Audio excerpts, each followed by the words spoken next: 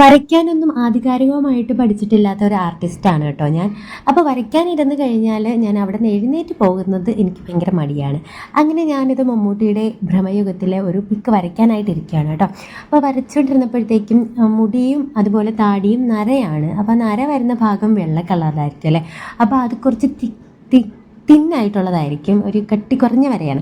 അങ്ങനെ ഞാൻ അതിനായിട്ട് ഉപയോഗിക്കാൻ ചിലപ്പം പേനയുടെ നിബ്ബ്, മഷി തീർന്ന പേനയുടെ നിബ്ബാണ് ഉപയോഗിക്കുന്നത്. ഇപ്പം നിങ്ങൾ കണ്ടിട്ടുണ്ടാവും ഞാൻ എന്താണ് ഉപയോഗിച്ചതെന്ന്. അപ്പം അടുത്ത് കിടന്നൊരു അമ്മയുടെ ക്ലിപ്പ് എടുത്തിട്ട് ഞാൻ അതിൻ്റെ ആ ഒരു ഭാഗം എടുത്തിട്ട് എന്ത് ചെയ്തു, ഇതുപോലെ വര കൊടുത്തു.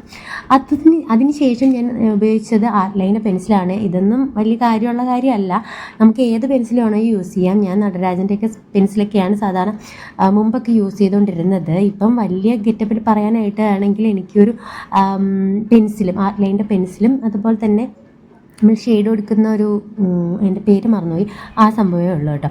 അപ്പോൾ ഞാൻ അത് വെച്ചിട്ട് ഇതുപോലെ വരച്ചു കൊടുക്കുകയാണ് ചെയ്യുന്നത്. അപ്പോൾ ആ വരഞ്ഞ ഭാഗം എന്ത് ചെയ്യും, ലൈറ്റ് ഒരു വെള്ള കളറിൽ വരും. അപ്പോൾ അത് നരയായി. അത്രയേ ഉള്ളൂ, സിമ്പിളാണ്. അപ്പം നമുക്ക് വരയ്ക്കുന്നവരാണെങ്കിൽ നമുക്ക് ഈ ടിപ്പൊക്കെ യൂസ് ചെയ്യാം.